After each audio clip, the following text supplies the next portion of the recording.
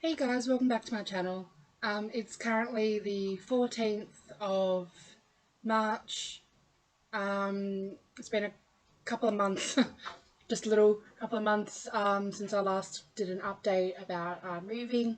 I have just been really busy with work and being a little bit depressed, and then COVID and the lockdown, and then Christmas and not being able to go home for Adelaide, and things just snowballed on top of each other and got away from me and stuff.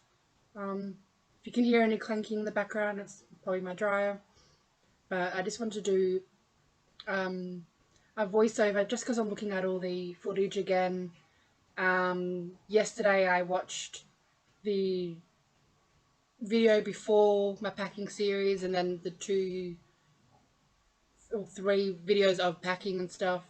And then I said that I would do a conclusion about actually arriving in Sydney that Thursday morning, that I woke up and frantically had to cross the border to avoid 2 weeks hotel quarantine.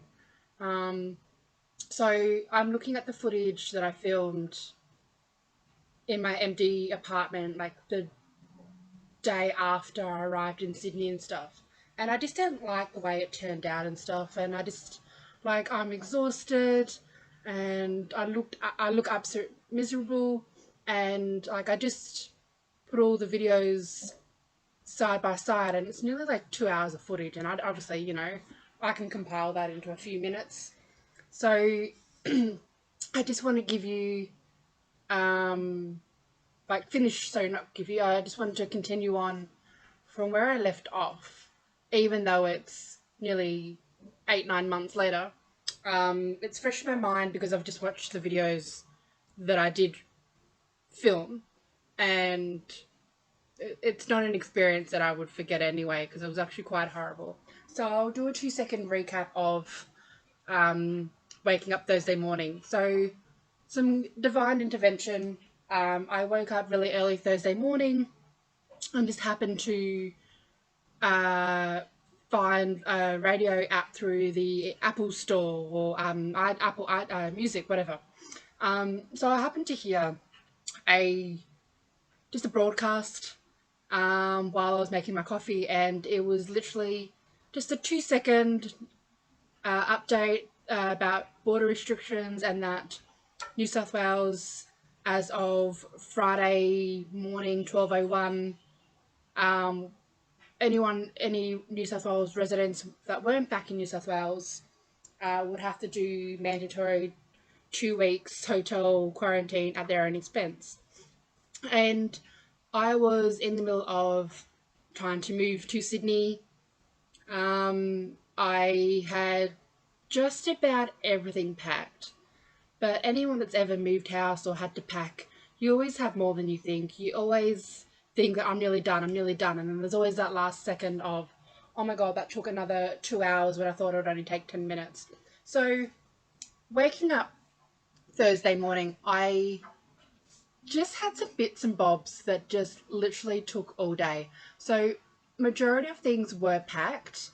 I just, like, at this stage, I had things in my bedroom that I needed to take out to the lounge room because I left my bedroom.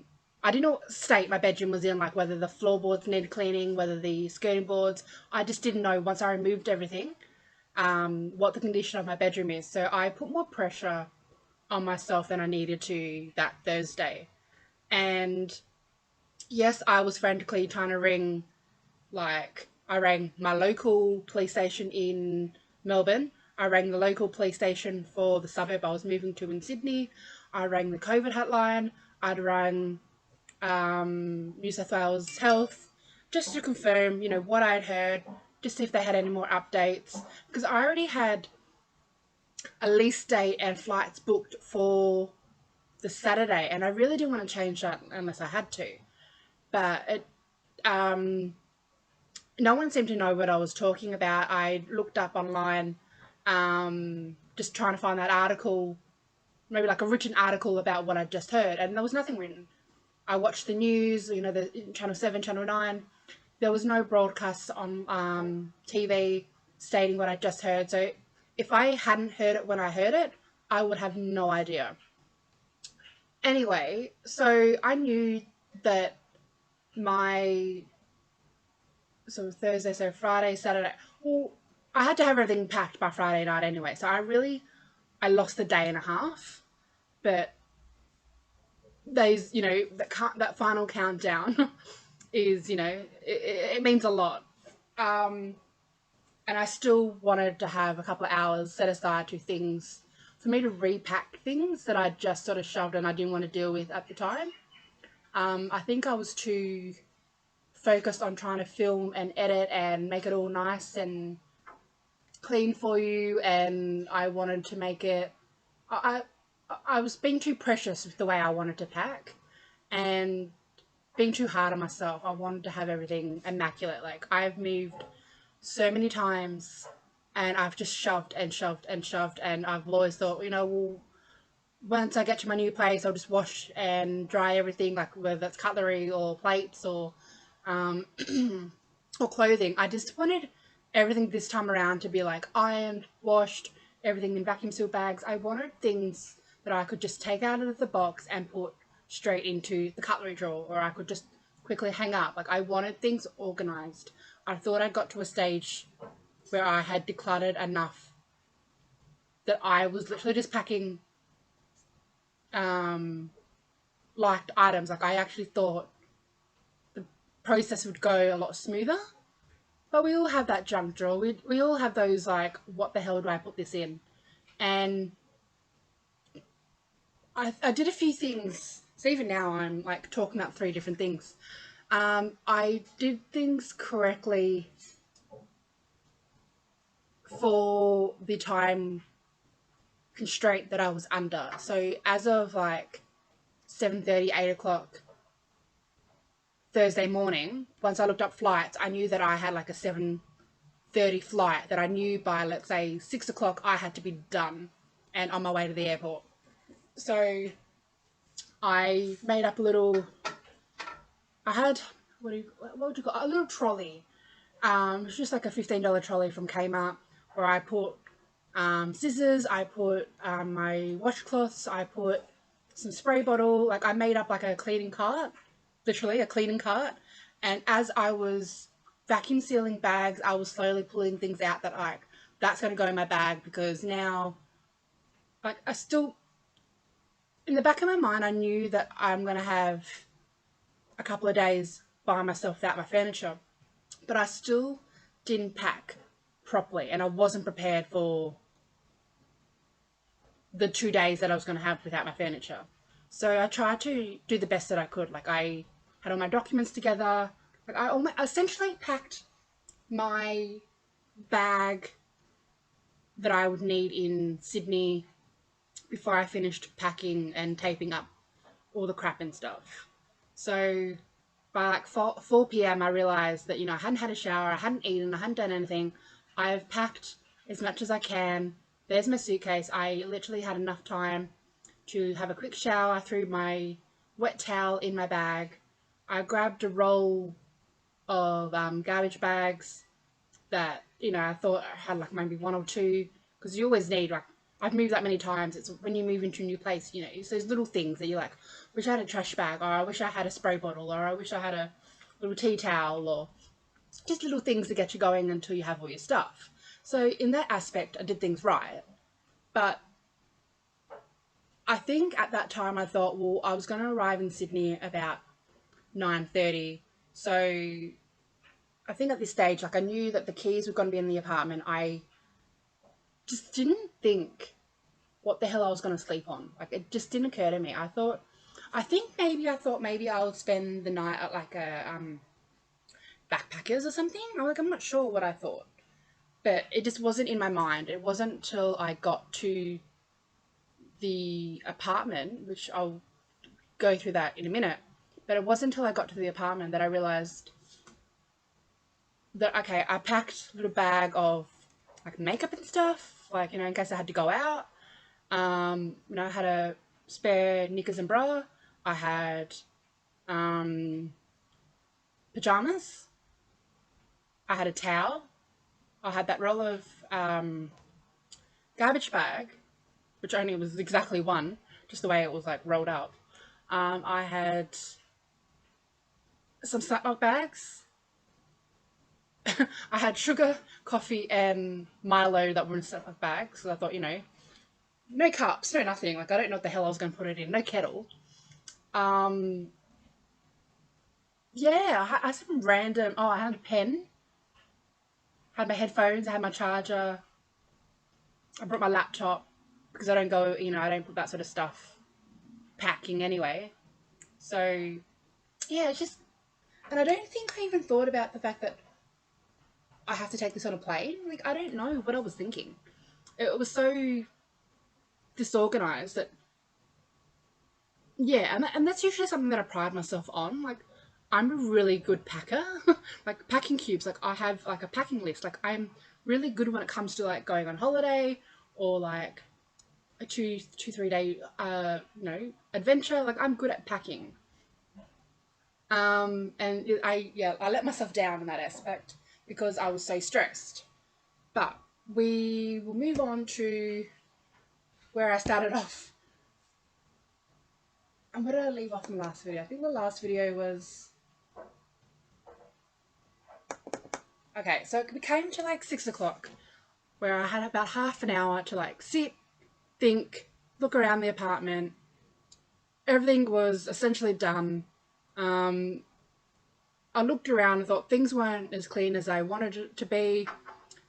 So I sort of came to terms with the fact that not that I wouldn't get my bond back, but I wouldn't get a portion of my bond back, or it would need clean, or, you know. So, yeah, I didn't get to deep clean as much as well, at all. You saw a clip of me doing the skirting boards and stuff. So, I'm glad I had that, like, 20 minutes to half an hour to, like, sit, take a breather, take it in, looking around my old apartment, because this is what I mean where I didn't have time to process. It's not the fact that I moved so quickly, because I did, and, it caught me off guard. It was the fact that I didn't have time to process. I'm a big process person. Like, I don't like change, but I can deal with change, but I need the time to be able to deal with that change. So that half an hour, just sitting on the ground, looking around at this place, like, anyone that's watched my videos know that I came for homelessness. I'm not going to go harp on it. Like, I'm not going to go into it and stuff. I've got so many videos addressing it. But as much as I hated where I lived, it was good to me. It provided shelter, provided safety-ish. Like, it was a roof over my head. So I just... And it's more of, like, how far I've come to now. I'm moving to Sydney with a full-time job. This place... even though I hadn't seen it online, looked visually nice. Like, it was definitely an upgrade. And I still believe that now, sitting in Sydney in my apartment, that, like, I actually call it apartment. Like, it looks nice. So I'm glad I had that half an hour to, like, just sit and take it all in. I called my Uber. I got to Tullamarine Airport. I think that's where I had my first drink and I think I had like a chocolate bar from like a vending machine. And then couldn't believe like that process. Like I couldn't, like, it's so weird. It's the first time that I'd actually even left my unit, so to speak, even through COVID, even like lockdown and stuff. Like I wasn't a big going out kind of person anyway. So like I would do my shopping, for like an hour every like week and a half. But that I never really went out. So the fact that I was jumping in an Uber from virtually the CBD to Tullamarine, was like seeing all the cars on the road and just seeing that there was virtually no cars on the road. It was just so weird for Melbourne. And just seeing all the people at the airport, it's like, okay, this is what travel's like. Everyone had to wear masks, like, which was normal, like, that's fine. But it's more of like, I don't know, it's just a weird, like, I've travelled many times, and the safety side of things, and the fact that everything was rushed, and, like, there was so many people at the airport and so many people were stressed out, and you could just feel the vibe, like the energy of people were just like, apart from like everyone socially distancing and people are like mindful of please don't stand near me or that kind of thing, but their energy was like fuck off energy, if that makes sense. Like everyone was in a mood, everyone was stressed, everyone was, and it's just like when you're in that mood and you ask a simple question and it's just like, okay, I don't need the fucking attitude to answer my question. um so like it was rush, and I was virtually in tears.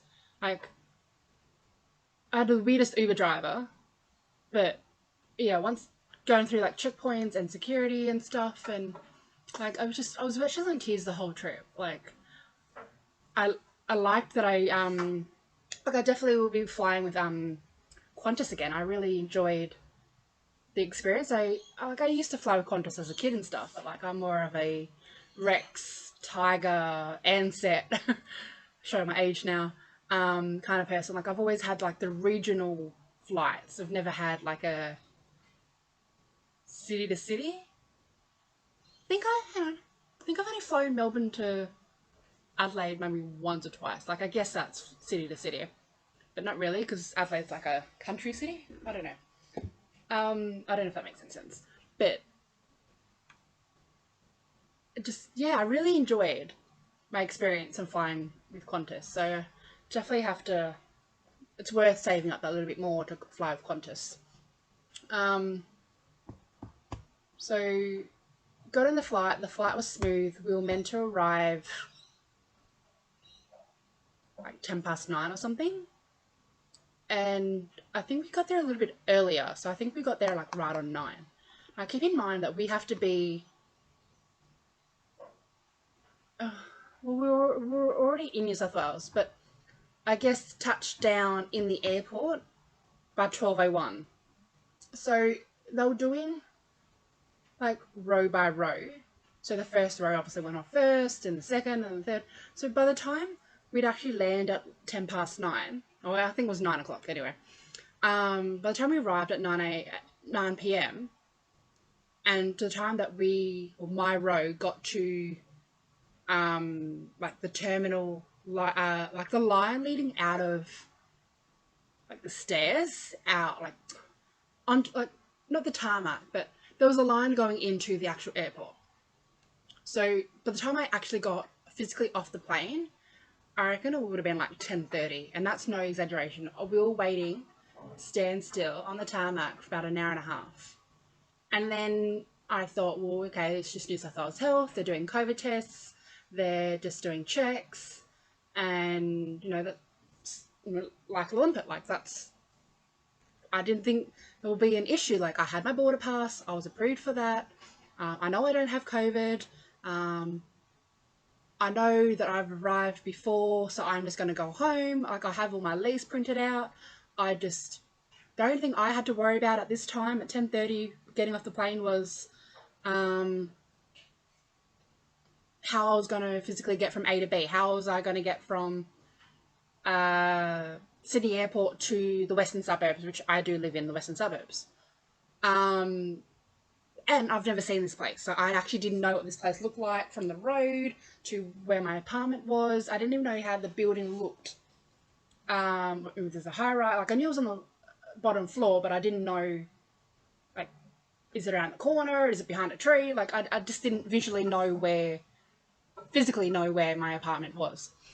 So that was my only concern getting off the plane was, okay, where are the taxi ranks? Where are the Uber ranks? Like Adelaide and Melbourne, I know the streets, I know the names, I know what suburbs roughly are next to each other. Sydney, I had no idea. So that was the only like scary, concerning thing at that time. Anyway, lining up, there's a person checking board passes and stuff. I give her all my documents, and she's like, "You're not a New South Wales resident." I said, "Yes, I am. Here's my lease documents and address of where I live." She's like, "No, a New South Wales resident is someone who already lives in New South Wales. You are relocating. And that's when it dawned on me that's like, oh, they meant existing New South Wales residents. Like, I did all the checks, I rang all the places, I double checked before I even got on the freaking plane. And everyone was telling me, yes, you're a New South Wales resident, you're a New South Wales resident. At no stage did anyone mention that I was relocating. And that relocating at this time was not a reason to enter New South Wales. So I was told to take a seat with like 6 or 7 other people, and they'll get to me.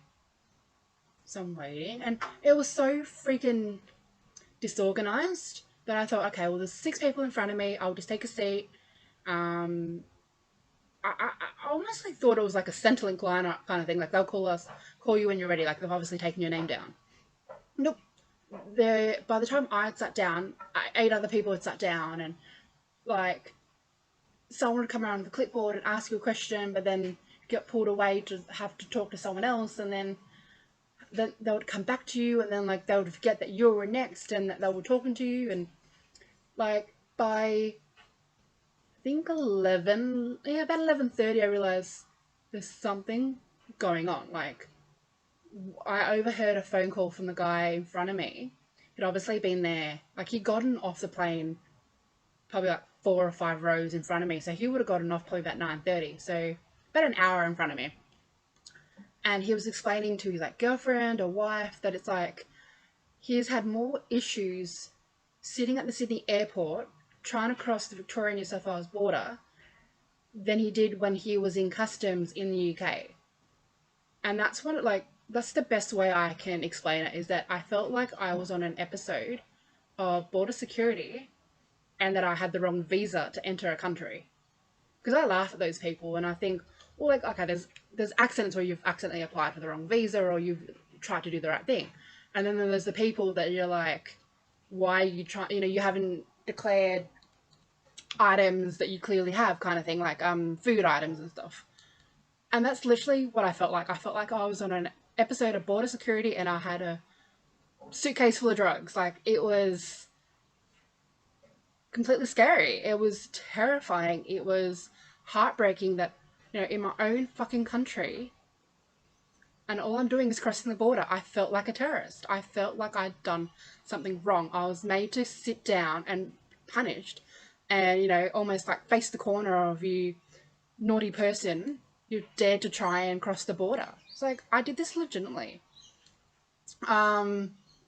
Eventually someone came around and sat down and spoke to me and explained the situation and said, look, relocating is not a reason to cross the border. You're going to have to book a hotel tonight at your own expense and book flights back to Melbourne because we're sending you back first thing in the morning. And I just burst into tears, like, what are you talking about? Like, I have all my stuff packed up in Melbourne. I have removers coming Friday night, so this was Thursday night now. So in one day I have, a place, what do you call it? Furniture all packed up, ready to come to Melbourne, to Sydney. They're telling me they're going to try and send me back to Melbourne. And I just looked at them like, no, I understand that you think I've done the wrong thing or I may have done the wrong thing, but I have my border pass, I have my lease, I have my keys, I had, I just tried to plead my case. So for another hour to 2 hours, we went back and forth of, I'm not booking flights, I'm not booking a hotel, I am going home, I live in Sydney now.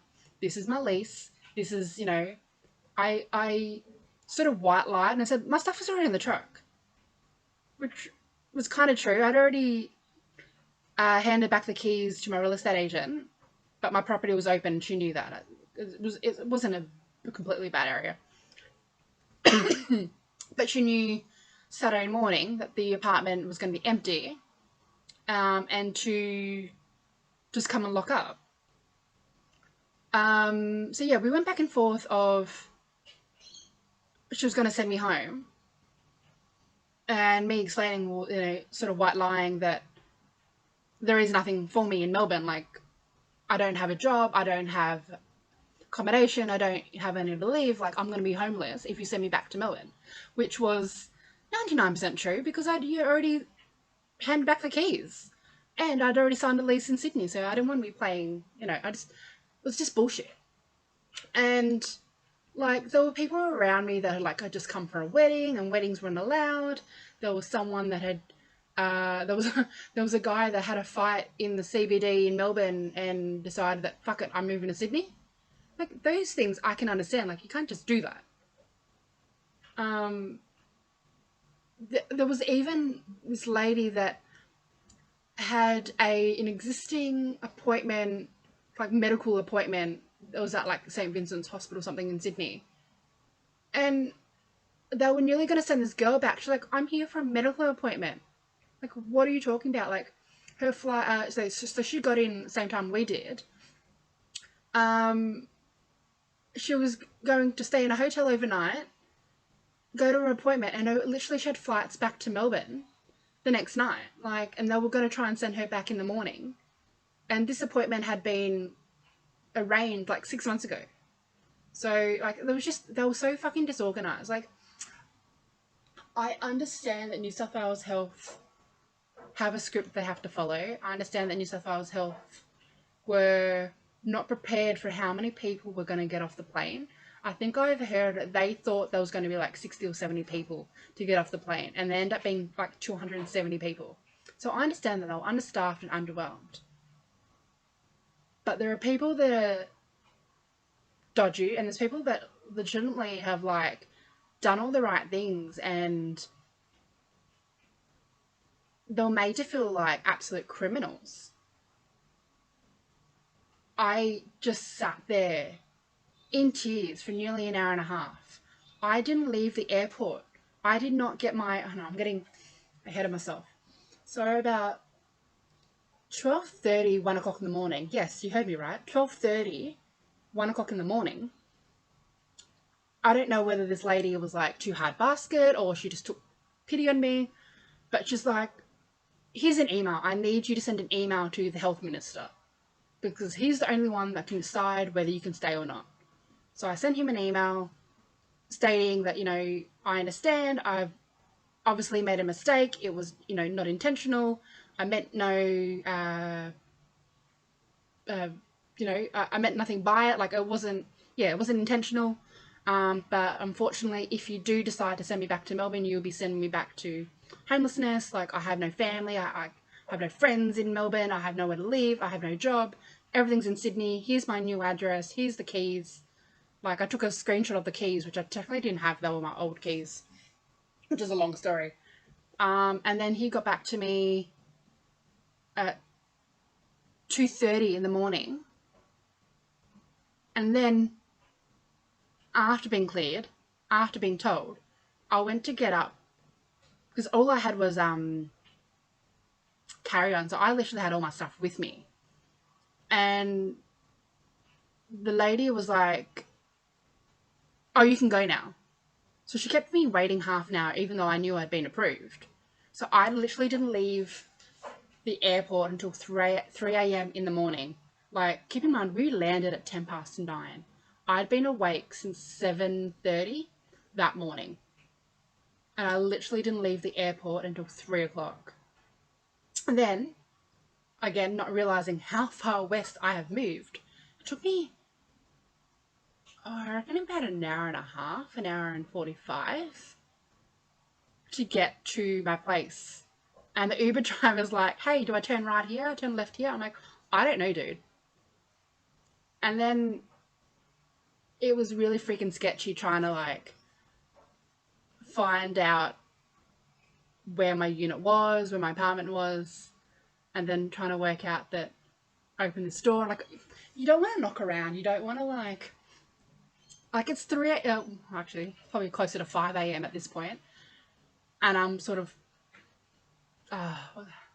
it looks dodgy that I'm walking around trying to like find my unit number. Like, is this number this one? Is this my unit? Like, going to open the door handle and was like, what if this is not my unit? Like, oh my God, what if I'm opening someone else's door? Like, or they think I'm trying to break in or something. It was really, yeah. And then I'm like, I had a nice cigarette and I'm like, all right, I'm going to try this door. Like, this has to be my door.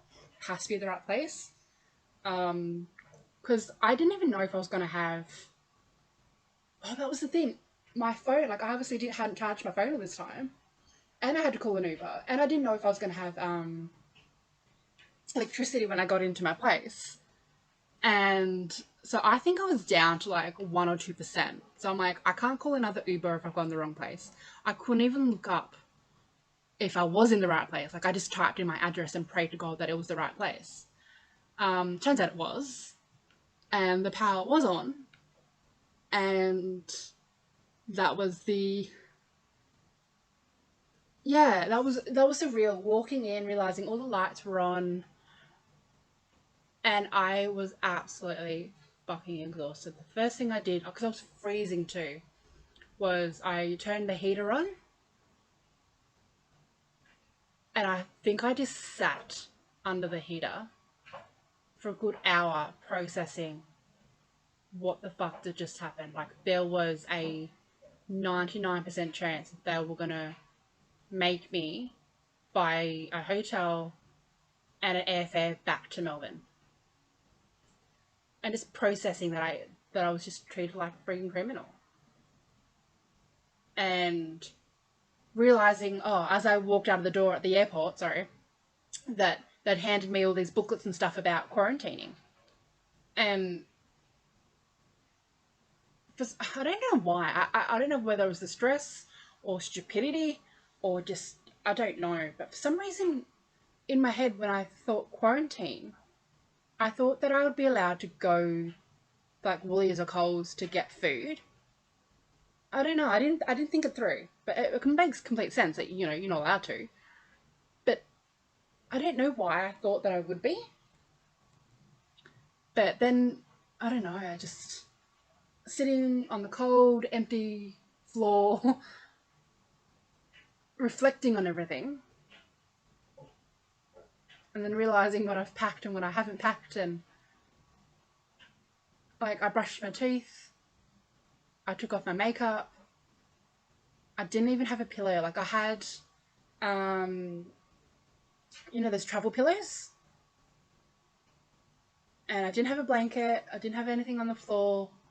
I think, oh no, I ended up rolling my towel out on the floor using the travel pillow.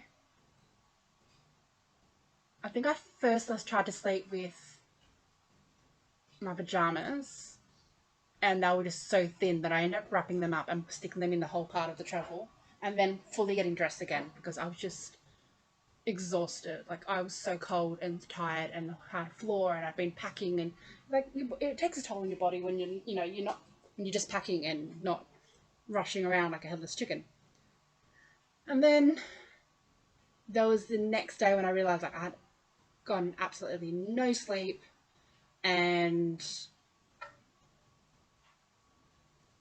the air conditioner, so the heater, heated up the whole room except for like 10 centimeters on the ground. Like it just did not, the heat didn't reach me on the floor. I don't know if that makes any sense, but like, yeah, it heated up the apartment but didn't heat up the floor. Heat rises and stuff. So me on the floor trying to sleep, shivering.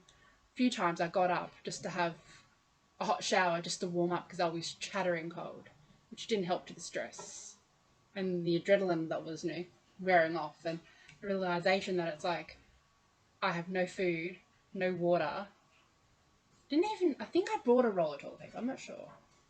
But realizing through the booklet and stuff too the next day, it's like I can't go out to get food or order food because technically I'm not allowed to leave my apartment. Then it's like, but then I have furniture arriving on Saturday. But then I don't know, it was just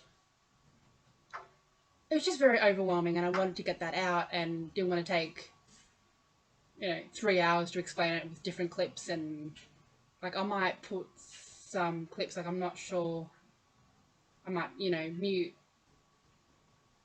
the talking in the background and leave this overlay so you can see that I'm like absolutely stressed. But the next couple clips, like it sort of cuts to the removalists coming, and maybe I might mute that as well and just tell you that I was very unimpressed with the removalist. And so I've got to be quick and I'm whispering because the removalists are here at the moment and everything is trashed. Obviously I'll go into more detail when they leave and stuff, but it was pouring rain when they were packing up my stuff, so a lot of things are like not just wet but saturated. And so like obviously I'm just shoving things into like holes. It's not organised or anything, but this bag, considering like, I'll show you one box, it's just looks like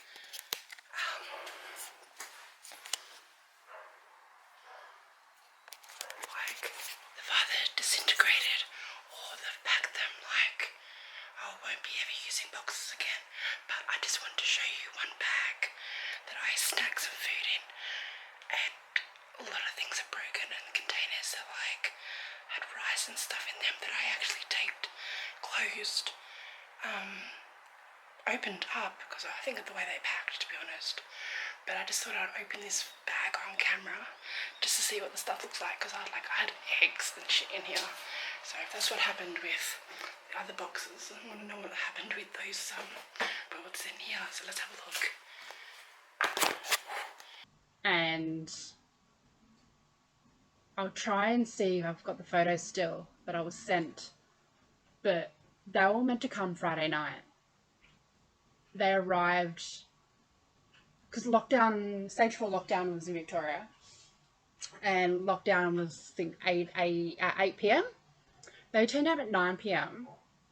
when it was pouring down rain, and every single, like, it's not even, see, if it's raining, it's raining, that's fine. It's the fact that I feel like for things to get as wet as they were, they must have taken things out of the apartment, put it on the ground, not in the truck, but on the ground, went and got more stuff, brought that out.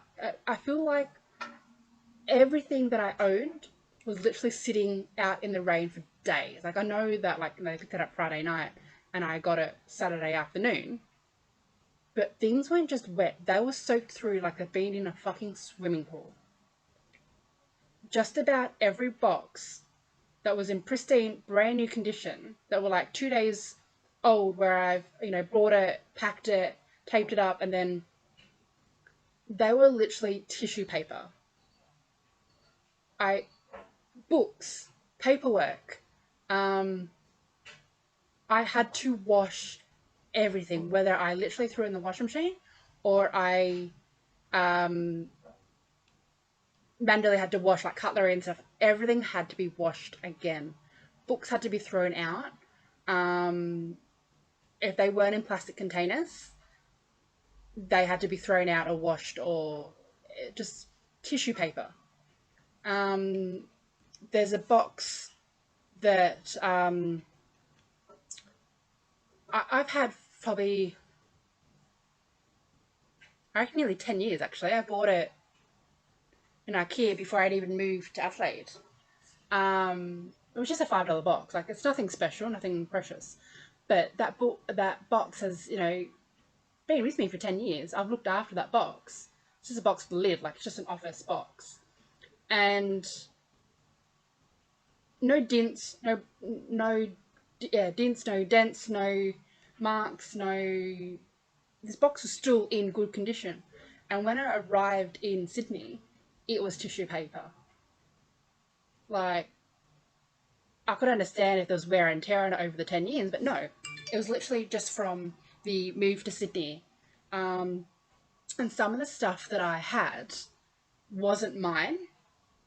And I literally had to throw that shit out. Like, I cracked it, and, this person had nearly 2 years to come pick up their stuff, and I didn't need the stress of now I'm fucking responsible for their crap. Yes, you can hear the anger in my voice. I'm very angry at this person.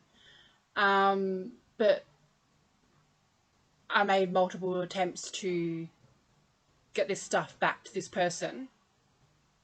And now, not only is my stuff wrecked, I need to explain to this person that their stuff is wrecked. It was just very distressing that, like, I went to the effort of packing things properly.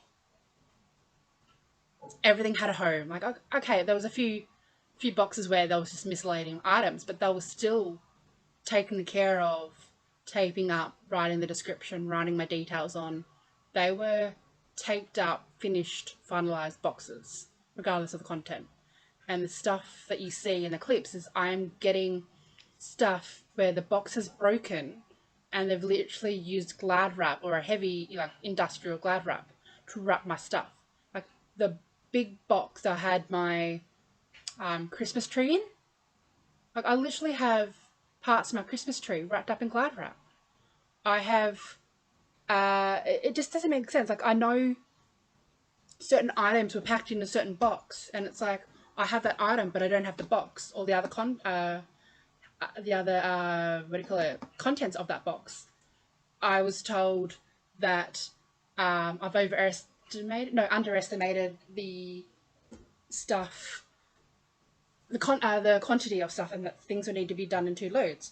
I was told that the first load would just be the stuff in my inventory, and if a box or 2 fit on the truck, after the inventory stuff, they would throw it in.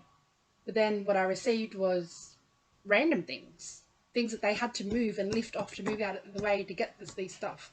It just made no sense. So apart from the fact that just about everything needed washing, replacing, or fixing, they also brought me random shit.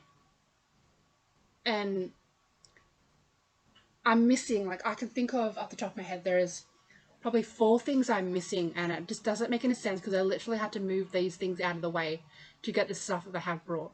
Like, they're not important, that they were just like little trolleys that would have been handy for storage and stuff, but it just makes no sense that they didn't bring it.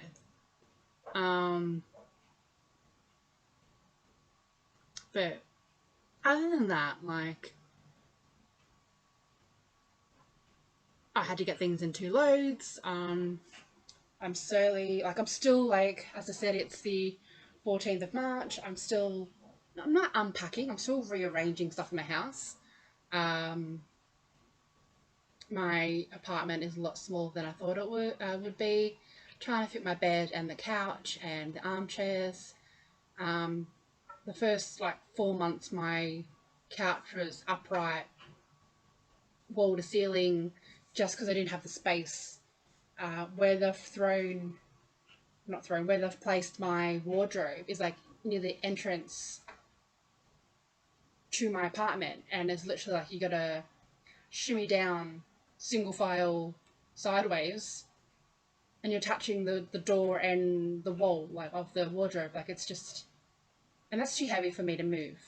So I'm at the stage now that we're probably getting ahead of myself, where, like, in the clips that you see now that I've slowly tried to unpack, I've looked at all the contents and just in complete disbelief that things are Glad wrapped and boxes are tissue papered, and you see that I organise the kitchen a little bit, but then I edit it, and, you know, I'm constantly evolving and constantly updating where I have things and location stuff. So I think I have an empty apartment tour, and then there's a few clips of all the boxes and the first load. I don't have footage of the second load, but I'll put any footage that I can now, and, like, hopefully it's been 45 minutes at the moment of me talking, so hopefully you've seen all these things, and I don't want to make it any longer than 45 because that's a long video, and I don't think I have that much footage. So I'm gonna say thank you for listening, and If you have any questions, feel free to leave a comment. Don't forget to like and subscribe. And hopefully this is the end of my packing series and there's no more updates because I don't know. Alright guys, thank you.